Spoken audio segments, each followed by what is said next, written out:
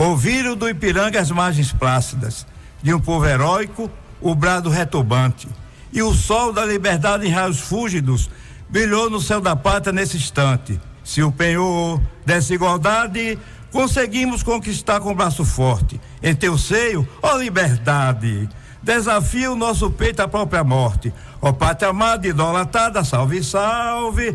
Brasil, um sonho intenso, um raio vívido de amor e de esperança, a terra desce. E seu formoso céu risonho e límpido, a imagem do cruzeiro resplandece. Gigante pela própria natureza, és belo, é forte e pávido colosso, e o teu futuro espelha essa grandeza. Terra dourada, e outras mil és tu, Brasil, a pátria amada, dos filhos desse sol, mãe, gentil, pátria amada, Brasil. Pois bem, eu estou aqui com ele, Picolé, conhecidíssimo na cidade, e que inclusive uma solicitação, eu sempre digo, viu? A turma que gosta de política, que trata de política, o nosso programa é de notícia, mas sempre a gente abre espaço também para uma discussão política, sempre temos muitos entrevistados, e com essa questão da transição de governo, do governo Bolsonaro para o governo Lula, é evidentemente que muita polarização no país, vez por outras pessoas cobram, né? Sim, cadê os representantes do lado A, do lado B, do centro, seja lá como for?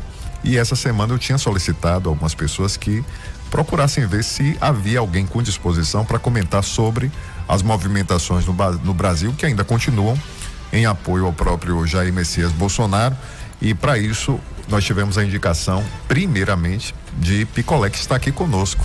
E aí eu quero já dar o meu bom dia, agradecer pelo tempo, porque tempo hoje é coisa rara para todo mundo, né? É muita correria.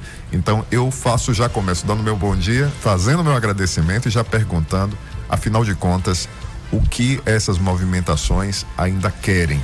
Então seja muito bem-vindo, obrigado pelo seu tempo, bom dia. Bom dia, boa tarde, boa noite. Bom dia, boa tarde, boa noite.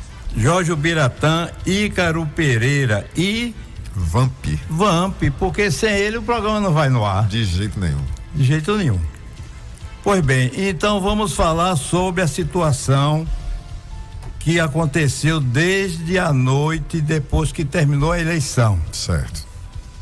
Pronto.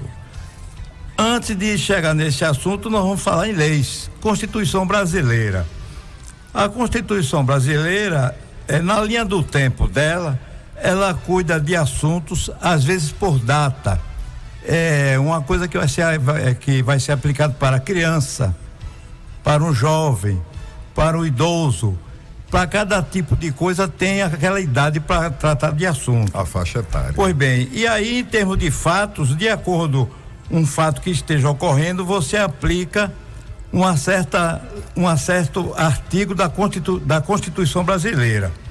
Aí o que é que ocorre? Até uma certa data aí atrás, se falava em artigo 142 da Constituição, artigo 142, etc. Porém, a partir do dia que terminou o segundo turno, acabou o artigo 142. Acabou. Então, o que é que o povo hoje está se reunindo e pedindo? O povo está pedindo socorro ao Exército Brasileiro. E que antes, quando até podia usar 142, o povo ia para Câmara Federal, Senado Federal, ou o próprio Judiciário. Mas a partir do segundo turno, nós estamos sem leis. Então o povo não tem liderança nenhuma. É o povo que está fazendo a coisa acontecer. Então o povo não está indo no Congresso Brasileiro pedir nada, porque a época de pedir já se pediu e não adiantou.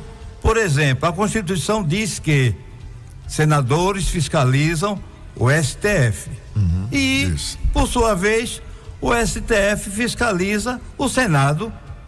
Isso é feito, isso tu colocou na Constituição, Jorge Biratã. Quer dizer, é um acordo. Você não bula em mim, que eu não bulo em você. Então, meu jovem, acabou o segundo turno, o povo foi para a porta dos quartéis. Pedir SOS ao Exército Brasileiro. Não se está discutindo artigo de lei nenhuma. É pedindo socorro ao Exército Brasileiro. Muito bem. Aí o que é que acontece? Você está lá no quartel de qualquer cidade do Brasil.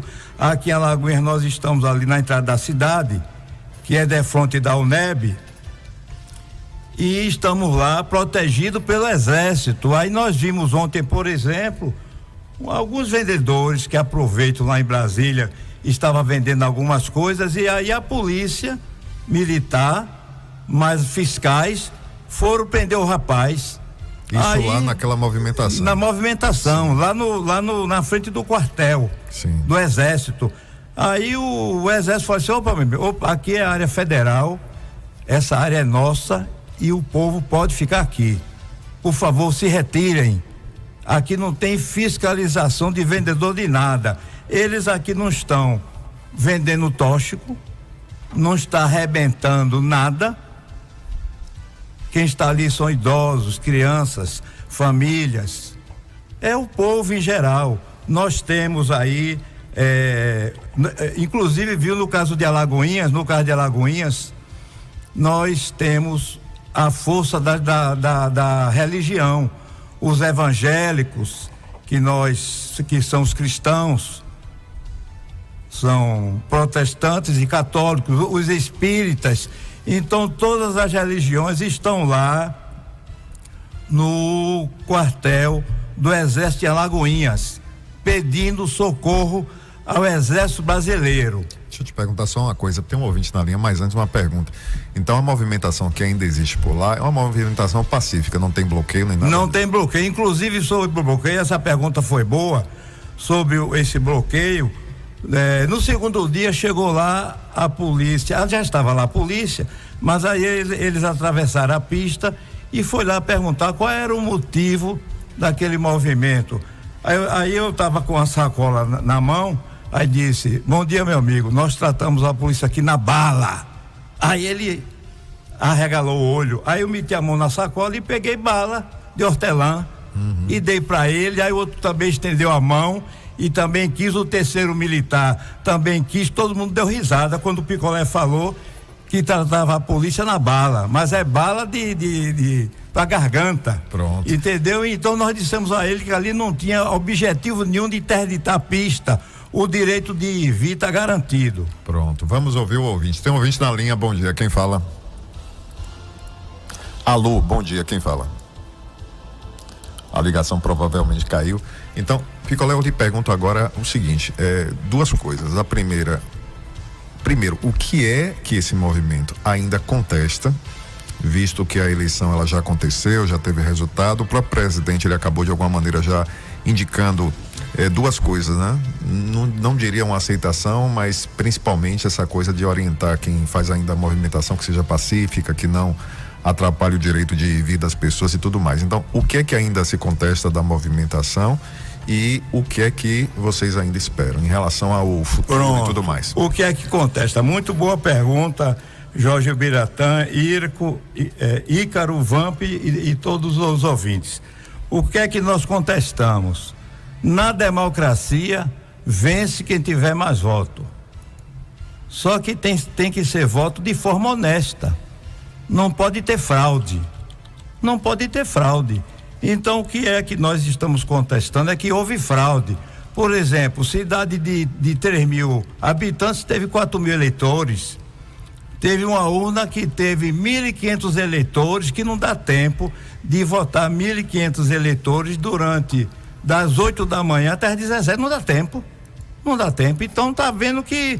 Então, o Exército fez o relatório, deu prazo de 10 dias para entregarem o código-fonte. Esse assunto, senhores ouvintes, é engenharia.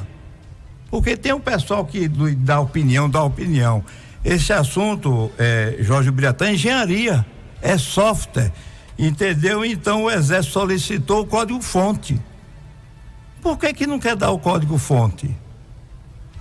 E antes de chegar no código-fonte, simplesmente você votou, imprimia o recibozinho e caía numa urna de lona. E você não levava para casa, porque a Constituição não deixa que você leve o voto para casa. Pronto. Você votou, caía naquela urna de lona, e aí aquela dúvida que aparecesse ia conferir o voto eletrônico com o voto de papel. Mas não fizeram isso. E aí o que é que o Exército pediu? Eu quero o código-fonte. Com o código-fonte vai se comprovar que a eleição foi legal ou que a eleição foi ilegal. Se a eleição foi ilegal, não se trata de fazer nova eleição, não. O primeiro lugar fraudou, fica o segundo. Não vai ter nova eleição. Inclusive o PL, Partido 22, andou falando aí que estava pedindo que anulasse a eleição. A eleição não é para ser anulada, não, senhor. A eleição é apurar o código-fonte, detectado que houve fraude, o primeiro lugar é eliminado, fica o segundo lugar. Simples. Não vai ter nova eleição, não. O PL aí que andou falando em anular a eleição, não é para ter nova eleição, não, senhor. Entendeu? É analisada pelo código-fonte, houve fraude, não. O que ganhou. Houve fraude, houve. Está eliminado o primeiro colocado, fica o segundo. Se o segundo também houve fraude, seria o terceiro colocado, mas só que já é segundo turno. Então só tem 2. Então o que é que nós estamos querendo é que o que o Exército pediu, que seja apresentado o código-fonte, e tem prazo. Foi 10 dias de prazo, dentro das 4 linhas, foi dado o prazo, e esse prazo vencerá no dia 21. Dia 21 agora. Que é segunda-feira agora. Então, se o código-fonte teve fraude, meu amigo, o Exército agora que vai dar as regras. Quando você perde a ordem, quando fica desordem, quem comanda é o Exército. E o superior ao Exército, que é o povo. O povo está exigindo socorro do Exército. Estão lá 24 horas, a população está ajudando, dando alimentos, água, comida. Tem empresários, como dizer o nome, que ajuda com dinheiro para pagar aluguel de barracão, banheiro químico, que é necessário, cadeiras para idosos. Teve um senhor que chegou lá que não tem as 2 pernas. Eu fico arrepiado. Aí perguntaram a ele como é que ele chegou lá. Ele disse que chegou, não foi com as pernas, ele chegou com o coração. Pois é, vamos ouvir. Tem um ouvinte aqui, agora sim eu acho que ele conseguiu recuperar o contato. Bom dia, quem fala? Bom dia, fala com o Joaquim. Seja bem-vindo, bom dia, pode ficar à vontade. Eu só queria perguntar ao senhor Picolé a questão, porque muitos estão falando a questão de erros da votação, das urnas, tudo bem.